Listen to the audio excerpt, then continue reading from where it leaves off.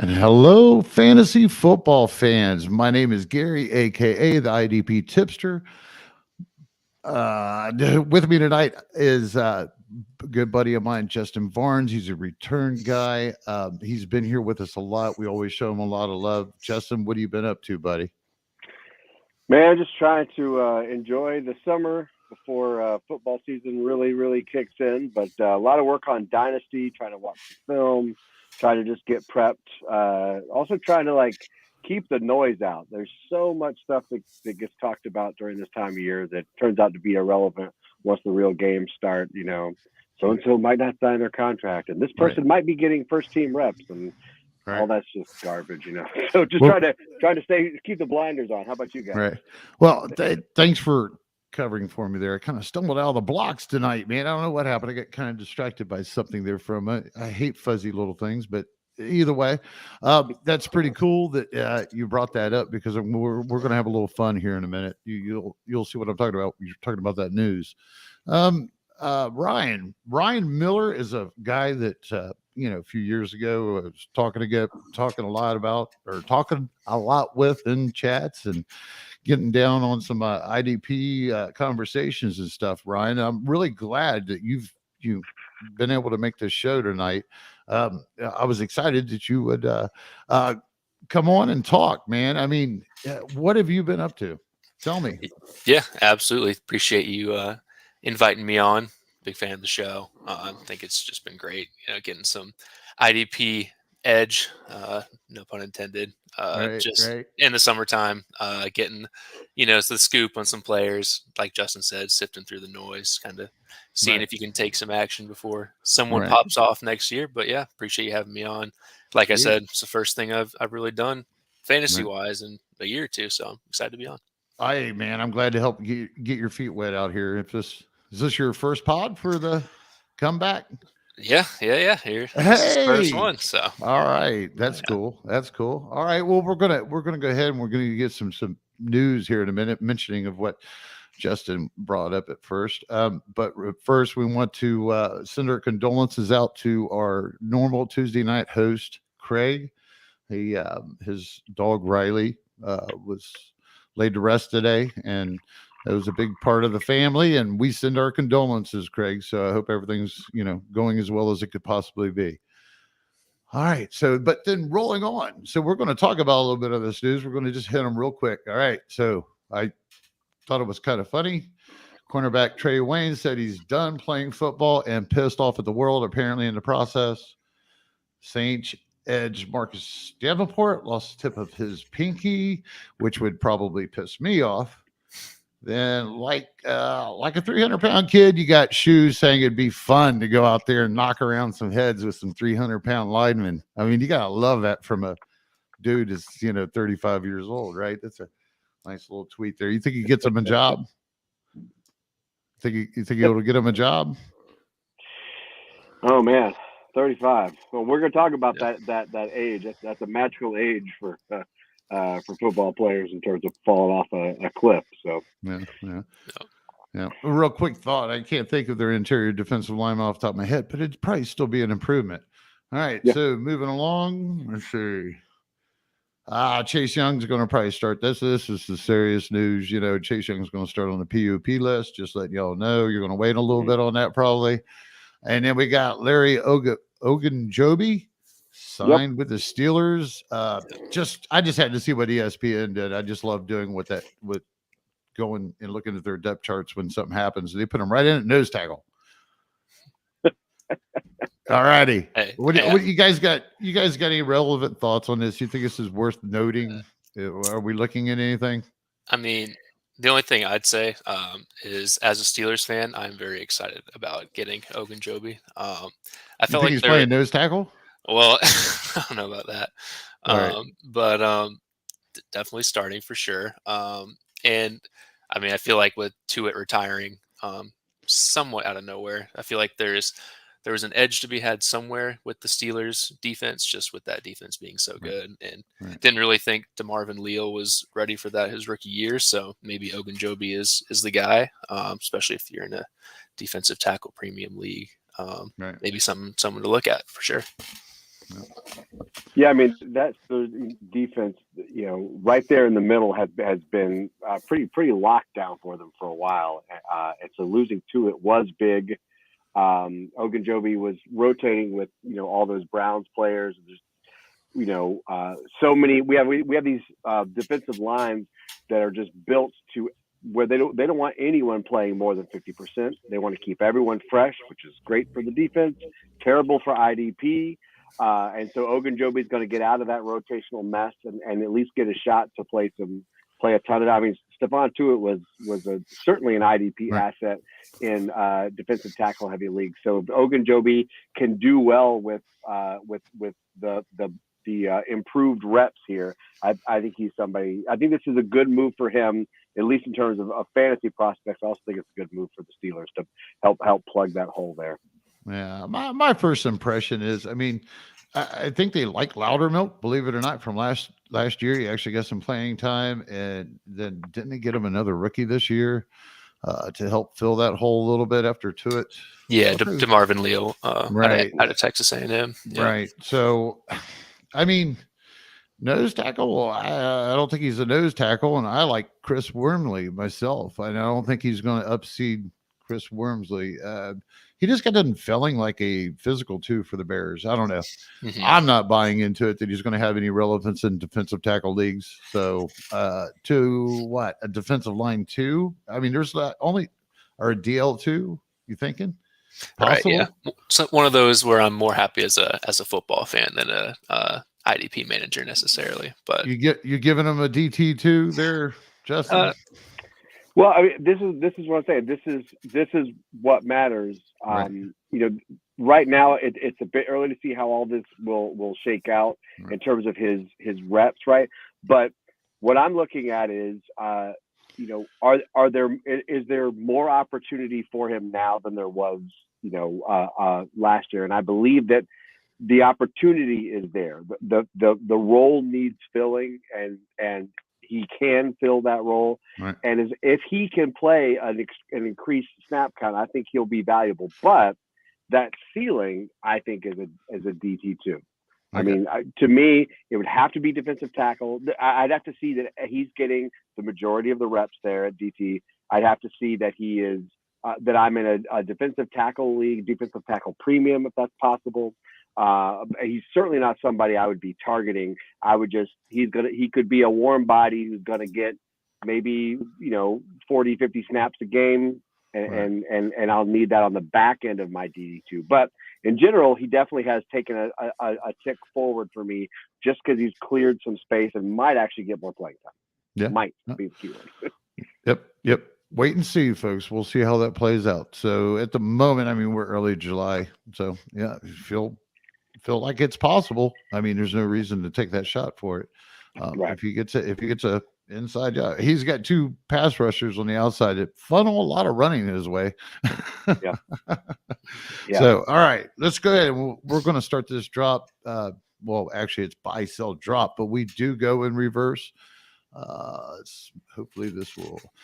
All right, so we do go in reverse. We start with the drops here on getting defensive. It just kind of, you got to make room for your buys and your sells is kind of how we look at it. So I'm not sure how a lot of people do, but either way, we're going to start off here in the first two that we have with Chase Winovich and Jadeveon Clowney. Both of them came from you guys added to this list. I like those a lot, but let's go ahead and start with you, Ryan, with Winovich, right? Yeah, so I went with Winovich. Great minds think alike. Justin going with the Browns, I guess. Right. Yeah, I mean, just the first thing from a dynasty aspect, when I was looking into just how old he was going into this season, I was shocked. I mean, this is 4th, 5th season, and he's already 27 years old. So, and it seemed like a good spot at first with Clowney being unknown. Maybe he'd get a chance to revive what he did in New England his first couple years, on the Browns. But with Clowney coming back for 1 year, I mean, paying him $10 million, he's not going to play in front of Clowney. So even just looking now, you still got to wait 1 more year, barring any sort of injury, which, is much tougher to predict, obviously, than the situation. But he'd be 28 by then. He seems more like someone who's kind of like Trey Flowers, who looked really solid in New England for a few years, but at a new spot may not be able to replicate that, and Right. just not willing to wait a year with him on the bench. Rather just take a flyer on somebody else. And Justin? for me, in terms of Jadeveon Clowney, yeah, like Ryan and I are thinking the same here, and in terms of like this spot basically for the Browns, right? Mhm. My take on it is, number one, Clowney, first of all, he's never hit 10 sacks, which isn't necessarily the end of the world, but he hasn't been. He's the type of guy that every single year he gets overdrafted. He gets drafted too early. And last year, although he had a pretty solid year, he had a really low year in tackles. Mhm. It was a bad tackle year for him, and I think the presence of Chase Winovich last year, he played. I think Clowney played about 75% of the snaps, which is a high snap count for him. Mhm. My concern is that getting Winovich will basically be enough to pull. Clowney normally isn't like a big heavy sack guy. He's normally actually better against the run. He did not have many tackles last year, and I think Winovich will chip away enough at Clowney's playing time, give Clowney breathers. We know he's brittle, and they need steady pass rushing on the other side of Myles Garrett. So I think Winovich is a sign that they're going to slow Clowney down, try to save him. I think he's still relevant, fantasy relevant. I don't think either of these guys are going to be guys I'm going to want, because I think they will chip away at each other's value. Clearly, Clowney is the guy who will get more snaps than Winovich, but I think Clowney needs every snap he can get just to be remotely fantasy relevant. And now is the time where I don't want the headache of Clowney. He's already been a headache for us for several years, never Probably really being that guy. probably a hard name to sell, and probably a headache. Just kind of like That move on if you're there. I mean, you would probably put Clowney more into a standard size league. Would you drop him in a standard size league? Is that what would you go that's my thinking. even And deeper leagues? well, deeper leagues, I would probably keep him. I mean, right? Okay, So, I was just making but sure. here's what, and all my picks are this way. And I'm not trying to have shock value in this, but I'm trying to pick names that might not be, like I didn't want to pick, Right. somebody who's, Right. so, No, definitely saying not. We're not here to throw down any value whatsoever. This is either replaceable value at a certain level. That's why I was getting ready to come right back to that, Ryan, ask him about Winovich. I yeah. mean, you're probably talking deeper formats in this, I would say. I'm not sure if he would be owned. Is there a lot of what's his percentage of being owned in a standard league? Do you know? Talking about Winovich? Yeah. Yeah, in I, the standard league, probably not. I mean, I think it was someone who was kind of so trending. more of a deeper. Yeah, Yeah. deeper league, Just clarify. We just clarify that, and everybody knows we're on the same page when we're talking about these guys, because we all come from different angles and we all come from different places. So as long as we all land on the same, we're good. And I ended up putting Derek Barnett and Josh Sweet up there. I told the guys I felt guilty. I put Carlos Dunlap my first copy, and I was like, oh, man, that was cheesy, right? So I come back with the Barnett Sweet. I just think it's over. It should have been over. I think the first thing Brian said when he seen the names and we was talking at the beginning, waiting for Justin to join us, was that he liked that one, and he wished he would have quit Barnett a couple of years ago. Yeah, at least 2-3 years ago would have saved me a lot of heartache. Yeah, I'm guilty, man. I had him on a roster too. How about you, Justin? Any deep formats you had Barnett sitting there, maybe Sweet because Sweet kept flashing? Oh yeah, I mean these were the heir apparents to a great set of Eagles edge rushers, and they both flashed. I mean, but yeah, I mean at some point edge rushers aren't quite like quarterbacks, but there's enough there that says, okay, how many years are we going to give this kid a shot? Like, right. If coaching staffs change, personnel changes, and these guys are never earning that role. Right. And so at some point, you have to say the Eagles obviously clearly see enough to know that they see these guys every single day. If they're not trusting these guys to really put up, these big numbers, they're not putting up the numbers. They're also not like dominating snap counts and all that. Right. That's all the sort of stuff. And for me, I always see edge rushers as these kind of two tiers. There's what I call like elite edge rushers. These guys play 90-something% of the snaps, right? They're going to get somewhere between 40 and 60 tackles a year. They're going to get somewhere between 7.5 and 12.5 or sacks a year. Maybe they have some elite year and have 18 sacks or whatever. I'll take that. But I just, as long as we're hovering around that double-digit sack area, I'm fine. I want to invest highly in those handful of chips, and then I want nothing to do with the 40 to 60% players who are incredibly frustrating. So I would rather thin out my roster, and Barnett and Sweat are definitely two of those guys that I want no part of that headache. I just don't. I'd rather draft somebody who I can rely on early, and I'll go to the waiver wire for DBs and LB2s and 3s. I don't want to have the headache of having to, pull sort of fantasy value out of these guys who just continue to underwhelm. Right. Yeah. I think the first thing I said, or might have mentioned, Ryan, Hussein Reddick was the death blow. Yeah, absolutely. Yeah. I mean, do you think that he'll play the regular traditional edge rusher, or will you play like the strong side linebacker position? They had who was the guy they had a few years ago? He actually made a good living over there in IDP. Not Brandon Graham. No, is that the defensive end they got now? Yeah, Graham was the defensive end. I'm trying to think. I was going to mention that about spot, Graham. Yeah. You know what happened? You guys want to know what happened to Barnett and Sweat? What?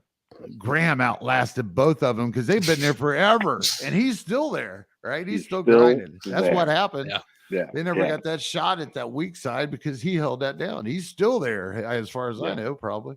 I don't think. Well, that's the thing about Reddick's presence is, although he's listed as their strong side linebacker, there's no way they're not going to use his advantage at the edge. And so, again, when I saw them get him, I thought, I mean, obviously, look, Sweat and Barnett are going to play, but there's no way they're just going to let Reddick's tools as an edge rusher just rot away at a traditional strong side.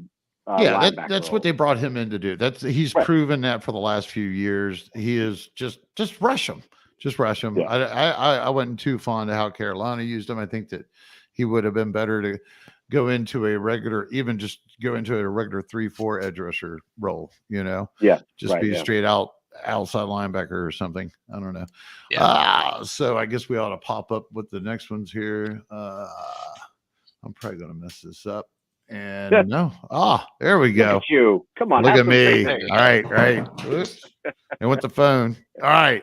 So we're going to jump off here. I think with this one, we're going to start with you, Justin. When Cameron Jordan, your ad to being a sell? Yeah, and this one is really tough for me. Again, obviously I'm not for shock value, but I'm trying to pull out some names that I think are tough decisions for a lot of us. Right. And to me, Jordan is that I have loved using Jordan. I think he's been consistently fairly underrated.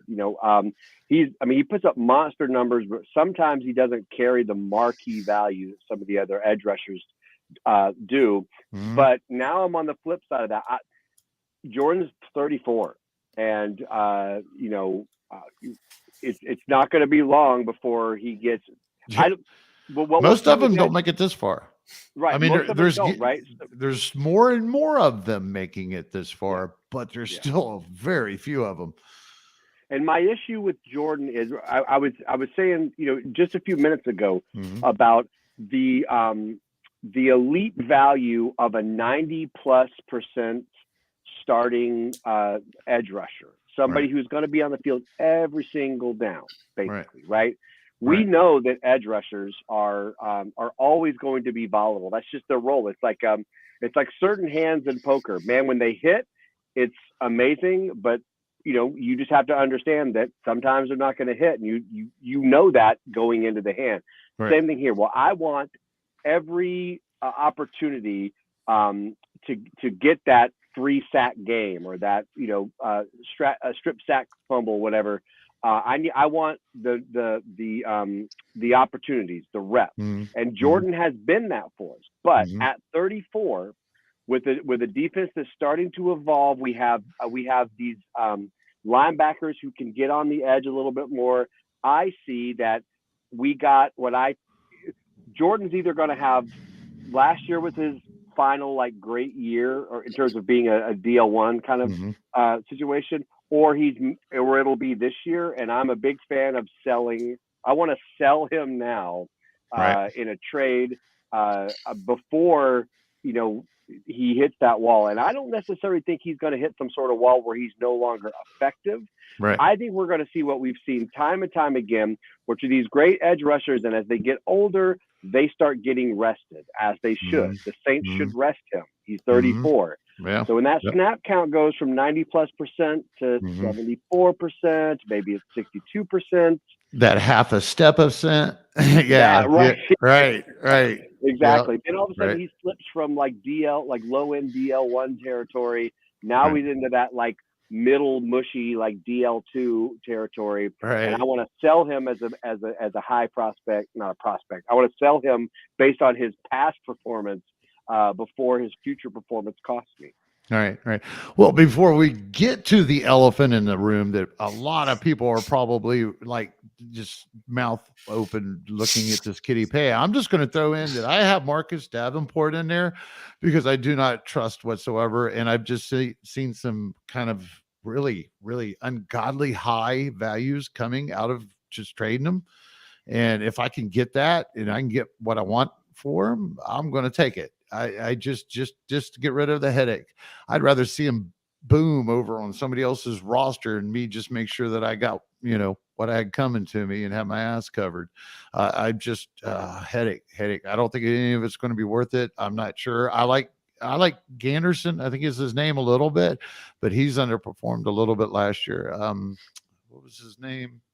He was another, I'm terrible. Either way, there's another young guy on there. I just don't care for the risk of Marcus Davenport versus what his potential ceiling could be and the consistency that he's going to be able to do it, especially in a dynasty league. I don't know if he gets in there, he's already been beat up. How much more is it going to talk? You're talking about guys bending off the edge. That's their job. I'm just looking at a dynasty aspect. I'll take my cash out now if I can get it. All right. And just too with Cameron Jordan, you don't know, how much of the success he's had may have been with Cam Jordan on the opposite side. If he loses his half a step, maybe Davenport's production goes down with it because they can kind of put a little more attention on him. It can go either way, but there's definitely an argument for both. Right. Let's see here. I'm going to look at that guy's name up real super quick. You're thinking of Carl Granderson. Yeah. Thank you. Yeah. Right. He's only think of the old baseball player Curtis Granderson. Yeah. Right. Yeah, but he flashed. Yeah, and so I think I Peyton Turner there, some other guys as well. There's Will Davenport, and I love what you're saying, Ryan.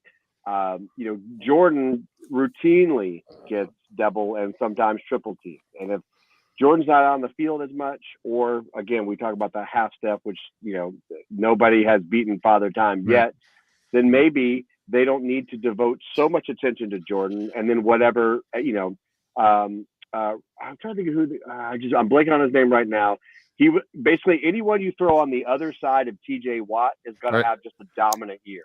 Alex Highsmith, right. And the year before that was Bud Dupree, right? Yep. Right. It's like the water buffalo looking this way at a coyote pack or this way at a lion. What do? Those guys had free lanes to the quarterback because nobody knew they were even on the field. If that happens to Jordan and they don't pay him quite as much attention, then Davenport's going to lose a little bit of edge. I still think he's got a good shot to grow into I think he's got the talent. I think he could grow into a good player. But my issue with Davenport is, it's like it was like a Clowney thing as well. He's brittle. He just can't. He just See, I keeps like this getting because injured. we hadn't discussed this, folks. We hadn't Yeah. discussed our. This is all live. Yeah, no, yeah, this is all live. Yes, thank you. Go ahead. I'm sorry, Justin. Go right ahead. No, just that basically Davenport is another one who just, some NFL players' bodies just can't stand some like Cameron Jordan and some of these guys can just, Aaron Donald, they just stay on the field. It just seems like the more you hit them, the stronger they get. Right. And then other guys, it just seems like, every 3 weeks, Davenport's going to miss a game or two for something, Right. and the idea of selling him now, in my opinion, would be you're selling the promise that he turns into the next Cameron Jordan, and you want to sell that promise before somebody realizes it's not going to happen. I just actually took over an orphan, and I had him on there, and I traded him for Trevis Gipson, which we'll be talking about a little bit later. But okay, so real quick for Cameron Jordan, Marcus, I'm going to ask you, Justin, on Marcus, what would you take as a rookie pick for him? What would I take for Davenport? Mm-hmm. Would this be an offensive player or defensive player? Do I get to pick? Well, rookie pick. That's all I'm giving you. Oh, man. Just balanced format. I mean, I'd do a third rounder at most. Yeah. That's exactly what I was thinking as well. Yeah. That's what you would take? Yeah, you're selling here. Yeah. Okay, you take a third. Well, I would be expecting a third rounder. Okay. I would love a second rounder, but right.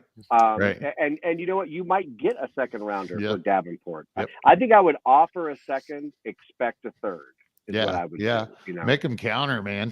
They're either going to be interested in that name or they're not, right? Yeah. All right. So let me ask you about Cameron Jordan. What would you sell him for versus a offensive player, Ryan?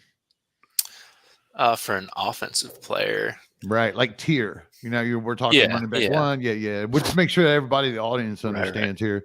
Yeah, we're talking about tiers here of offensive players. Dirty O, as we call it on Getting Defensive, folks. Yeah. So if you're making trades around this time of year, assuming it's dynasty, probably looking to ship them off to a contender. If they're trying to push all the chips in with a 33, 34-year-old Cameron Jordan, they might be willing to give you like a low end wide receiver 3, just because offense, they'll still get the name brand. Doesn't matter, no matter what an IDP guy can do. There's nothing to really get that value, but maybe like a Jacoby Myers for his somebody's going to be elite production, but old age. Someone contending will definitely get themselves over the hump with Cam Jordan. All right, so we're going to swing right here at the big old elephant in the fence, and the floor is yours, Mr. Ryan. You are here to convince me and Justin why Kwity Paye is a sell in dynasty leagues. Yes. I was looking through some names here. Possible. Well, give us a little background about Kwity Paye. What's he projected to be? I mean, I guess that is kind of the whole point of the project. It's still so early in his career that the projection is kind of what drives his value. But I'll just lay out my case for why I would sell him. And this is coming from somebody who has a lot of Kwity Paye. I like him, but still I'd be willing to sell him based off of, certain few things. So, first of all, just with Yannick Ngakoue joining the team, no matter what Yannick does, it seems like all he does really is get sacks. So it feels like he's going to get his sacks. They've got DeForest Buckner on the line as well. So even just trying to project, total team sacks for the Colts, if you're looking for some splash plays with Kwity Paye, you've got Buckner and Ngakoue on the line. Not to mention like their other second rounder, I don't know how to pronounce it, but Deo Odenigbo, and some other productive guys. It's just hard to project Paye to get really a high ceiling on sacks with all that competition just on his own team. DeForest Buckner, he's under contract through 2025. So he's going to be there a while. It's not like that situation is going to go away anytime soon. They really need some people to take pressure off of him and open Right. him back up a little bit more. He had a little bit down year last year, but Right. I'm not as impressed with Ngakoue. But Justin, what do you think? Or do you have any more for us, Ryan? Oh, I was just going to say, just the fact with Ngakoue, like, I don't know if you've seen my disruption score that I've posted. It's kind of a stat I developed amongst edge rushers. I do believe I might be a little familiar with it. I have seen it. Yes. Yes. It's been pretty predictive at, projecting guys that will get sacks in the future just based off of their play, how effective they are at, disrupting the line of scrimmage. And just looking, I mean, I know you said you're not as high on Ngakoue, but just from what I've seen in my, disruption score, tracking it for 5-6 years now, just looking at the top 7 seasons all time, like of those last 5-6 years, Ngakoue has 3 of those. So, his just ability to not necessarily have a high tackle floor, but, sacks, big point plays, the splash plays that you're looking for if you're rolling out with Paye as a defensive end 1 or 2, right. Him and Buckner, just, I feel like there's going to be a lot of competition there. Well, I mean, you have a good point. There's only so much IDP meat on the bone, I like to say. So, portions are going to be kind of thin, I suppose. It really depends on who has a good year. Right. Justin, is he on your block? Are you sitting there buying off of Ryan? Oh yeah, I'll buy Paye. I don't think that I don't think Ryan's flat out wrong by this. I mean, the idea is, as we were talking about it with players like Ogunjobi, for example, right? Ogunjobi, if he's going to have any fantasy value, he needs snaps. There's no other way to get it. Right. All of these edge rushers need as many snaps as possible, and I think that the addition of Ngakoue, really will hamstring Paye here. I think it's going to slow his development. So if I'm in a dynasty league, I'm still okay to take Paye because I think, we've seen it time and time again. The numbers bear out that edge rushers, generally don't hit in year one. Gary, we did a bunch of stuff on dynasty leagues right after the draft, and we talked a lot about that, right? So a lot of these edge rushers are really going to blossom in years 2, 3, and 4.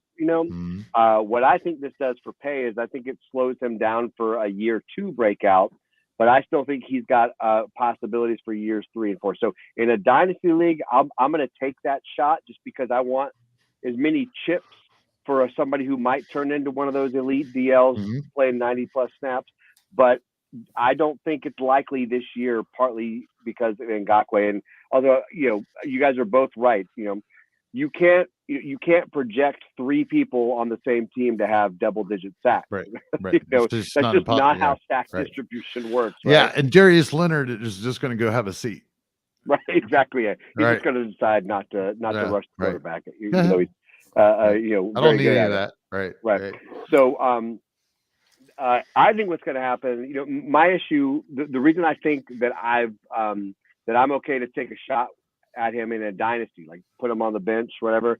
Right. Or, one of my thoughts with this was like, I want the year to start, Paye to not play as many snaps, and then I go in and buy him from somebody and throw him on my bench in a dynasty league, and let's see. This will slow him down, and it might stop him. And I think that's Ryan's point: is that the Colts know what we don't know. The Colts know more about Paye than we do. So is this a sign that they're like, man, we missed. Like he should have been at. I don't think it's going to happen. So we have to. The Colts, I'm sure, feel like they're in their Super Bowl window at the moment. And they don't have time to wait for Paye to develop. So there's definitely some red flags there, but I would buy him just on the prospect in a dynasty league that in a couple of years he'll hit. I don't see Ngakoue as being a major hurdle in Paye's development in 3 or 4 years from now, but certainly right now. Right. Well, let me see if I can sum this up. You have something more? Ryan? I was going to say this is kind of like perfect for why he would be a sell, because if everyone else thinks Right. you're crazy for Right. selling, then you're going to get the best Right. offer you can possibly get. Right. And Yeah. that's what I get both of it. I mean, we all agree. Yeah, we're even putting the name Davenport out there, and that's a really hot name right now. So to put K out there, or Pay out there, I wouldn't have any problem with it. I mean, especially if I was sitting there and I was at in a position to trade him leisurely, you know what I mean, and get that highest price out of him. And then at the same time, I could see somebody start dangling that in front of me for a first round rookie pick. If I need the help and I need a big swing for something, even dynasty wise, sure, why not? I mean, he's already set and primed. I'll say I get this. it. Of the 3 people on that list, Mhm. I would give the highest draft pick for Pay, which I think is Ryan's point, right? Right. And I just talked about, we were just talking about how Davenport, you want to sell Davenport's promise before it Right. turns out that maybe he doesn't hit that. And that Ryan would be selling me Pay's promise, and I would pay more for Pay, Yeah. that 3 times, than I would for Davenport or Jordan right now. So, Right. yeah. It really boils down to circumstantial on some of this. So, and these are names. These are all, these aren't deep league guys we just got done talking about with Jordan, Davenport, and Pay. So they are our sells, and we're going to go ahead and move on real quick here. So maybe our idea here, folks, is we're going to get through the buys, and then we're going to do a little round table and try to get some other names covered real quick for you. So we'll go ahead and jump on these. Let's see, Mr. Carl Lawson. We had a little bit of a discussion before. Ryan knows this one's coming. I was getting defensive before we even started. All right. So again, Yes, I was going to say, I saw him make an appearance in your article. Right. So it might be a good debate. My apologies. All right. Mine's purely on the fact I'm going to, no, sir, convince me why I want to buy Carl Lawson, please. I will do my best. Okay. All right. You got him on here. Yeah. So yeah, Carl Lawson. I mean, obviously you are going to come back, right? Oh, You're yeah. going to get. Okay. All right. We're just having as long as Pay doesn't have like 15 sacks and I can't show my face, then yeah, I'll come back. Yeah. Yep. Well, the good part is I've never been wrong. So yeah. No. I don't remember any. Yeah, never. All right. Sorry, go ahead, Ryan. No. But yeah, Carl Lawson, the elephant in the room is obviously the Achilles. That's definitely something that brings his price down. On the flip side, I mean, history shows it's a tough injury to come back from. Right. But with him being 27, just on the older side, he's a veteran. He's been in the league 5-ish years now. Coming off an Achilles, he might be the perfect buy low target. Just looking at, like I said, disruption score, how I've graded it out the last few years, Lawson has consistently been among, one of the top 5% in the league at disruption score, even with limited playing time, with the Bengals and that timeshare with Atkins and blanking on some other names, Hubbard and Dunlap. But when he went to the Jets last year, I mean, I know at the beginning of the show, Justin talked about this is the time of year that we're sifting through noise versus news.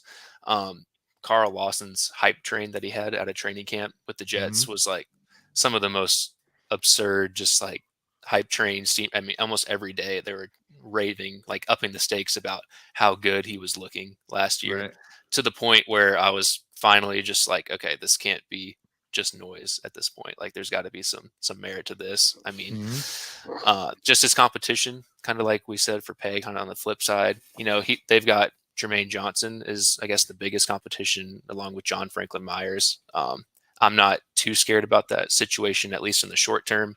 Like Justin said, just rookie years isn't, known to be the most productive.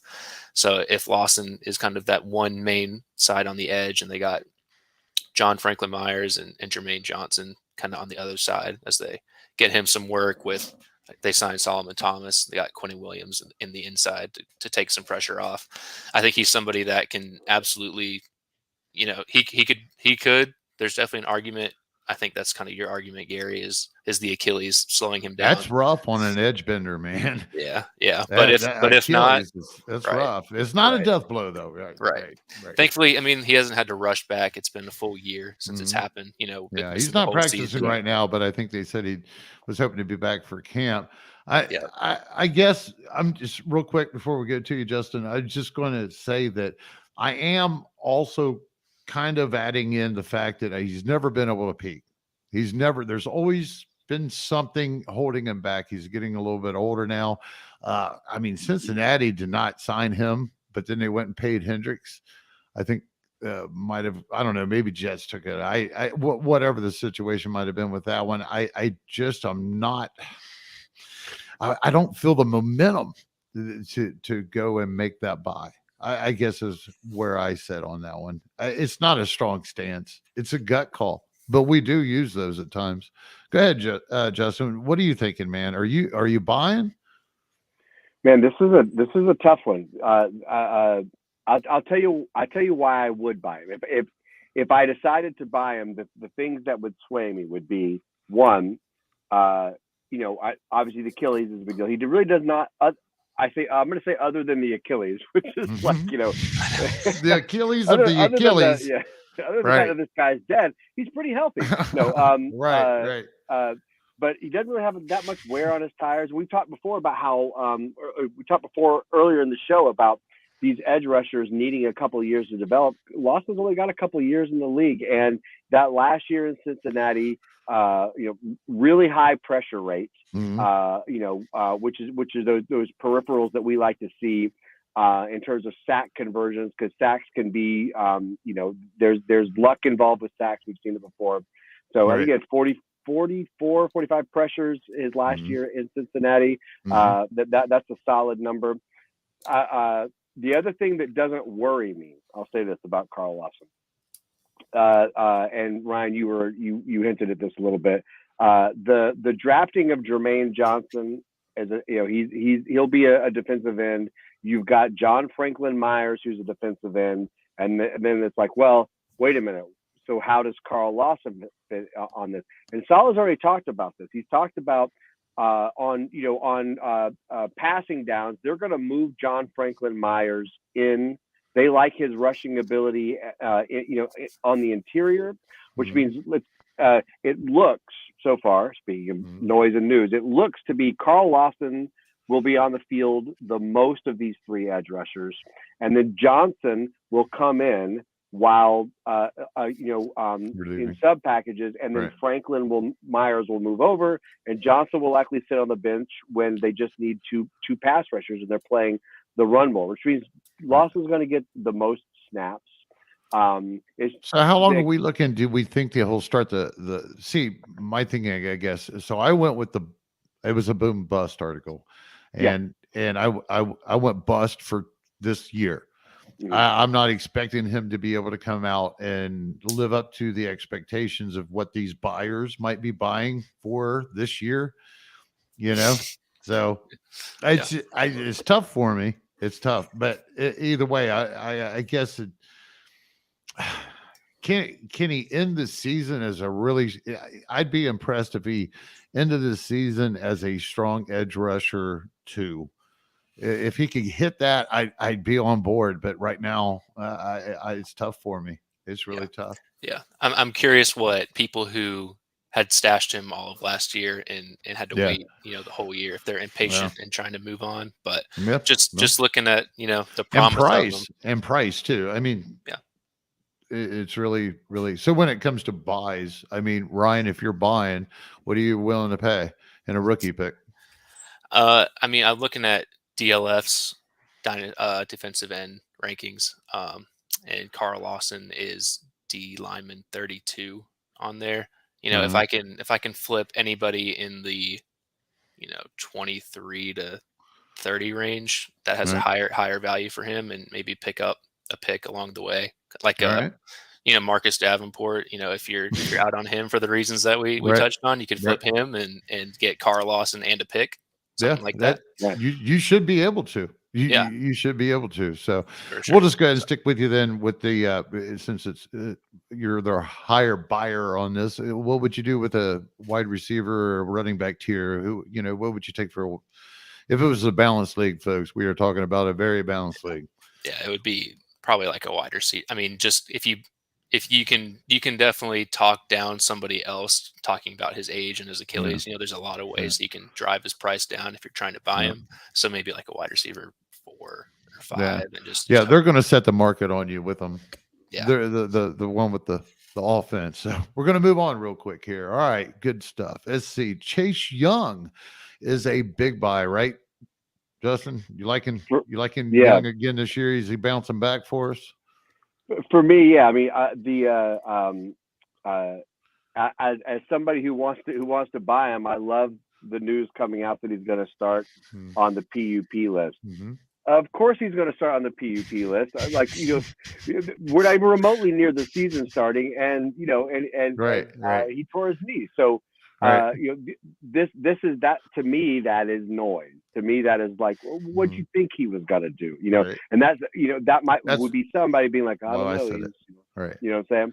I mean, I don't see him. I'm not a doctor, obviously, but from what I've read about the timetable of this, somewhere between June and August, he should be doing well. Obviously, we're in June now, so if he's gonna, as long as he lands somewhere in that July-August time frame, I'm not worried about him. So I like hearing that news. My big thing is I picked him because I look at a lot of, when I scan ranks, I'll see Chase Young as a DL3 for some people in some ranks, or like a low DL2.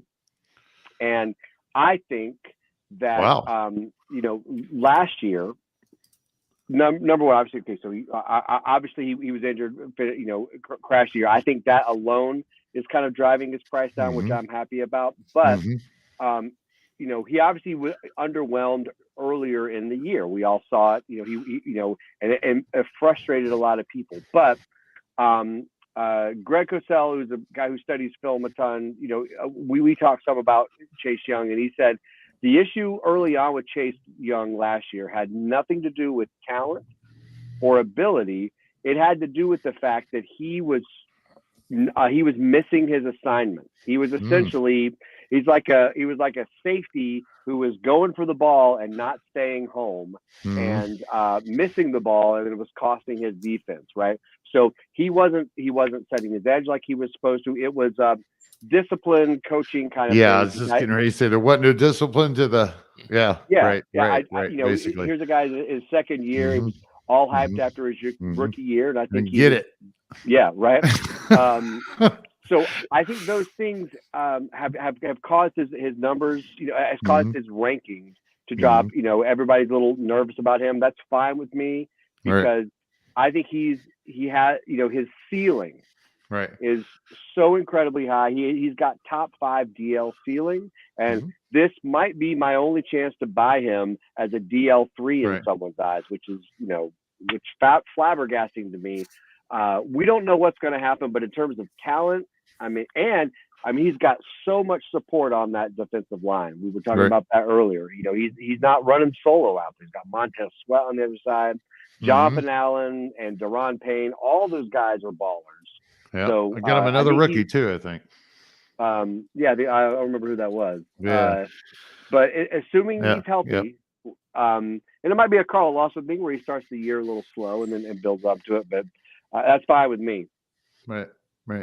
All right, fellas, we're going to go ahead and we're going to stop there with Chase Young. I'm going to go on and say, because we're up to 48 minutes and there are a couple of guys that I got to ask, or I'm going to burst if you don't get your opinion. So we're going to do this real quick. We got Chase Young. He's definitely a buy. Why wouldn't he be? If you can get your hands on him, his price has not gone up to what it was when he first started. So you're not really lost anything, and it's only year 3, right?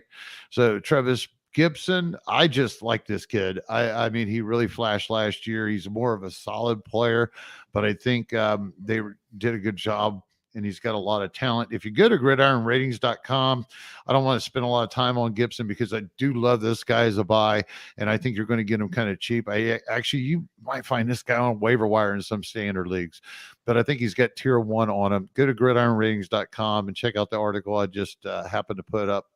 No, yeah, well, you can look at that one today. It's got the link to the one to Gipson a couple of weeks ago, but please check it out.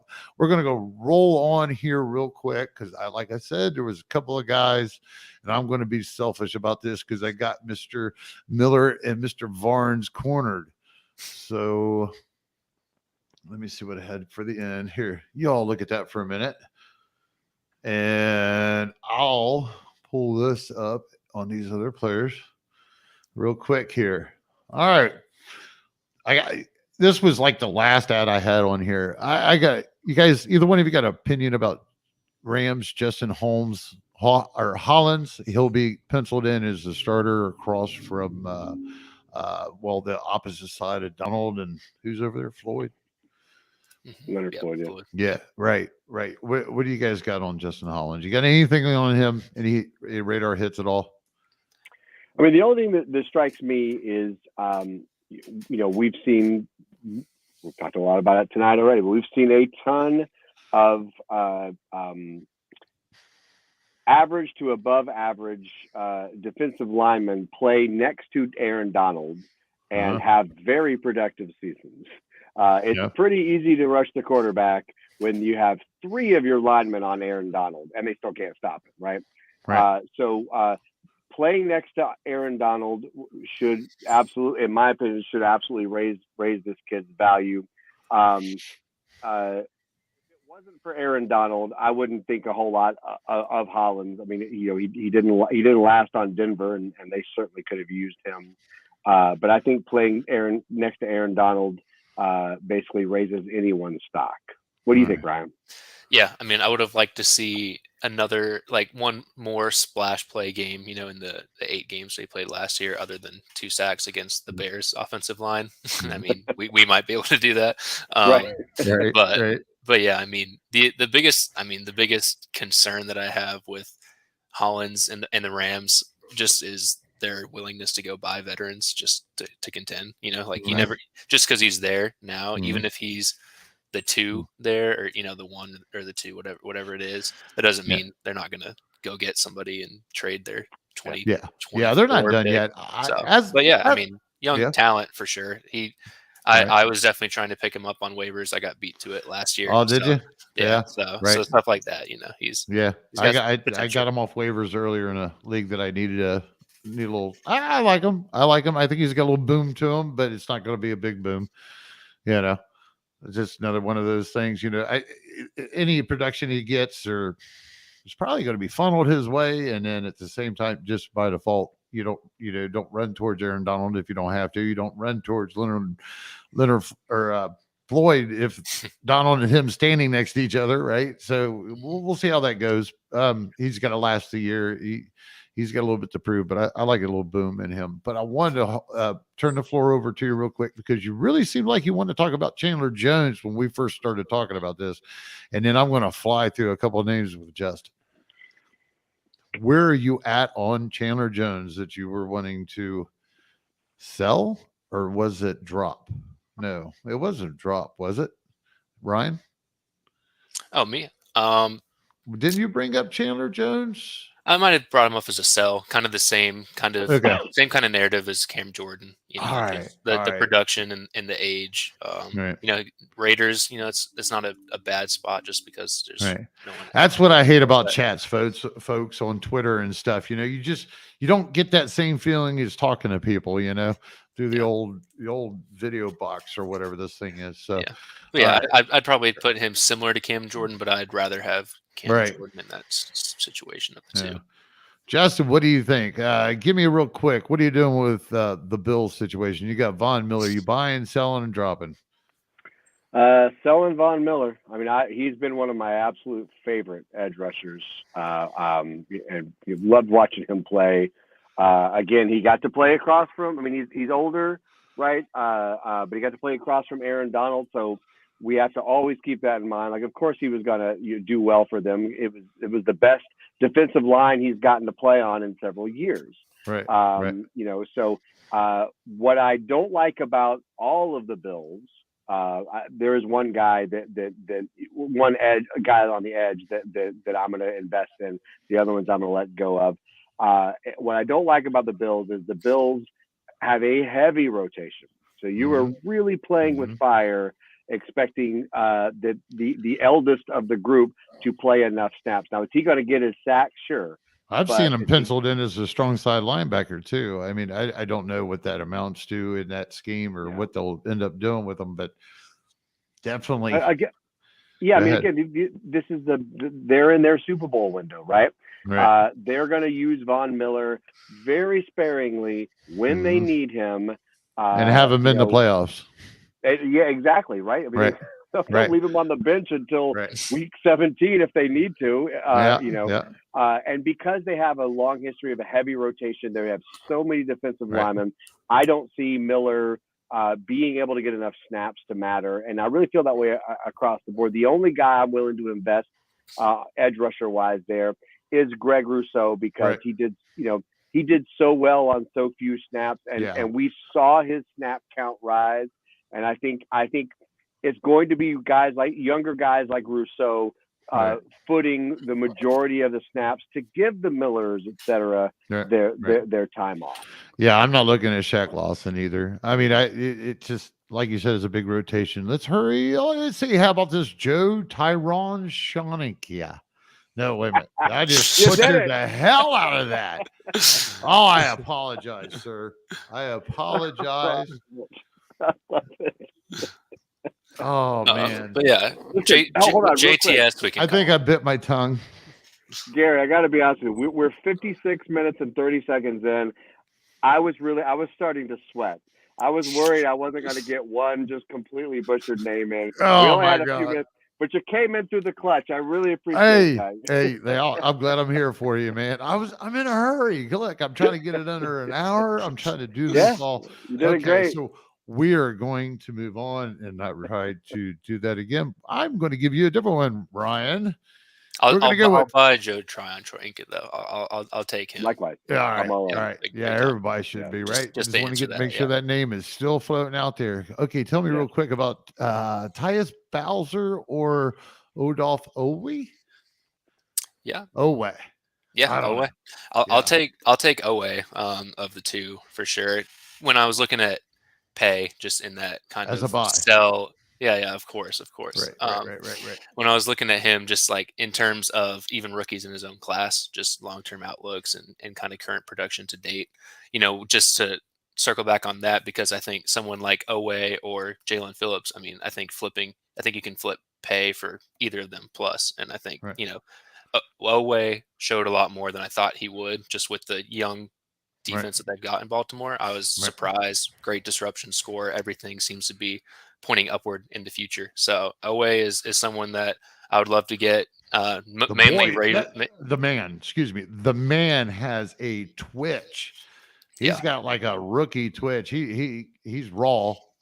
If he takes that next step, I mean, if you can get a hold of him right now, I don't know, Justin. What do you think? You think he's got that high of a ceiling to go ahead and throws like a first round rookie and probably more? I would say I wouldn't sell him for a first round rookie pick at this point. Would you?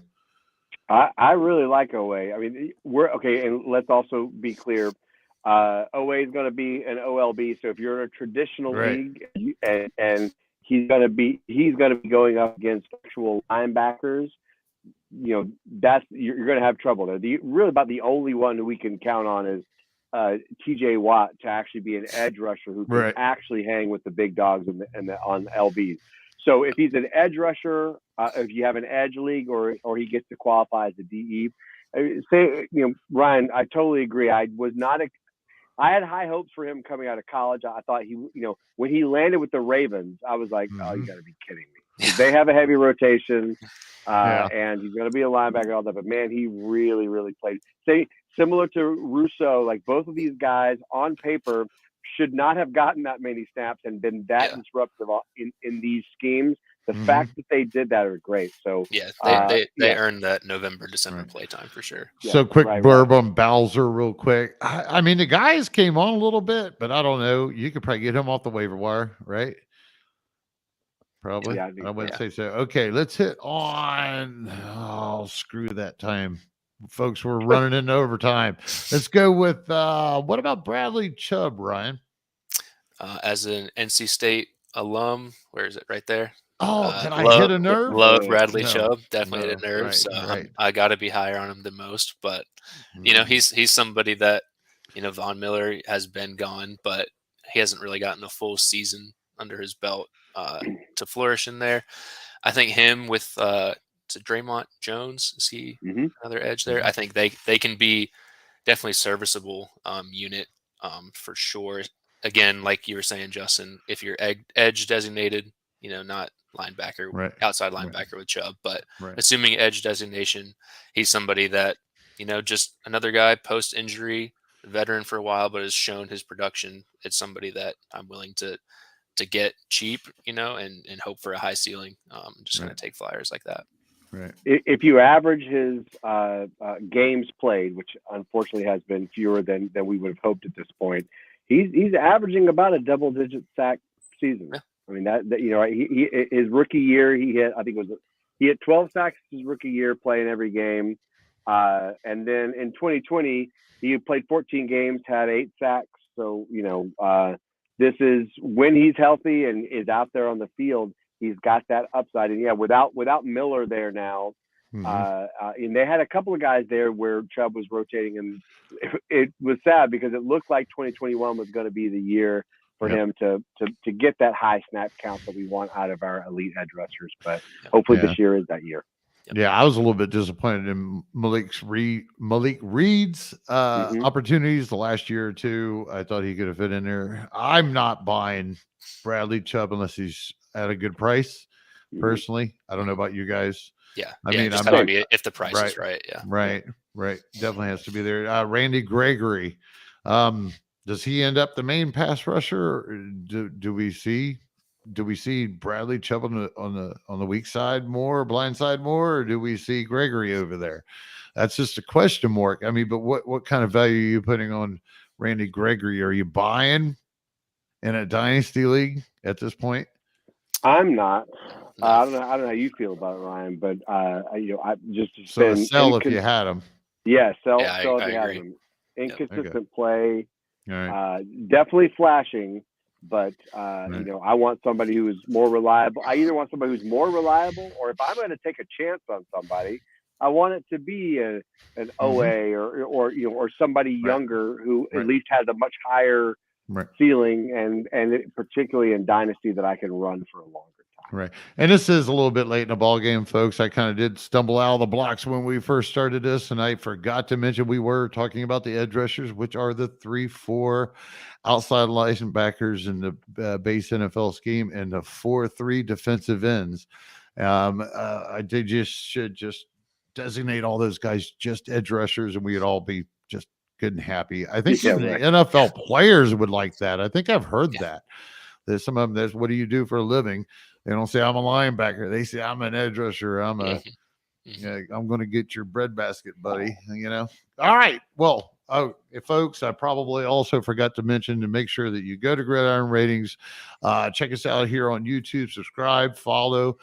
Please check out Rider Dynasty on Apple Podcasts. Make sure that you get on there and leave a comment and rate. If you do, you're going to get a chance to win a the Swift signed jersey, DeAndre Swift signed jersey, and it's like the odds are like 1 in 100 because they only need like 100 comments or something. So go do that, folks, and help support everybody over at Gridiron Ratings. I want to give the floor to Mr. Miller here real quick. Tell them where they can find you, where they can locate your content, all of that for us, please. Yep. So you can find me on Twitter at Ryan Miller NFL, and then also Dynasty League Football. Maybe doing some IDP rankings, maybe doing IDP waiver wire articles, like I did for the past couple seasons. Figuring that out as I kind of get back into it. But yeah, just again, appreciate you bringing me on to talk IDP. It's been fun. Oh, I'm excited. We're going to do this again, I hope, right? Did we get you on the schedule again already? Not yet, but I will take a All look. right. Yeah, I got a couple dates late on. I got a little something saved up for the end of August and July or September, hopefully, for guys like you and possibly Justin here, if he can give us another humble abode. So, Justin, what have you been up to, man? We haven't been able to talk because you've been so busy, right? Oh man, it's been great. So when I'm not chasing down IDP statistics, I'm a musician, and so it's been crazy busy lately. I think it's kind of post-pandemic, like the calendar was just like, So I'll take it. I will absolutely take it, but it has been a little nuts. You can find me on Twitter at Down with IDP. When the season starts, I usually hop on the Sirius XM Fantasy Sports Radio with Guru in the morning, John Hansen, every Wednesday morning. So if you're driving in your car and you're looking for some IDP advice, you can usually catch me there on Wednesday mornings once the season starts. But yeah, reach out for anything on Twitter, and obviously love being a part of the Gridiron Ratings and getting to hopefully be back here soon. Always, Justin, always. And you make sure you guys go follow these two, okay? And I know we have you coming back later in August, I believe, Justin. Yeah. All right. Yep. Yeah. All right. So I'll be in touch, Ryan. We're actually going to talk a little bit after the show. But folks, as of tonight, we are done. And if I do this without wrecking, we're going to get an outro.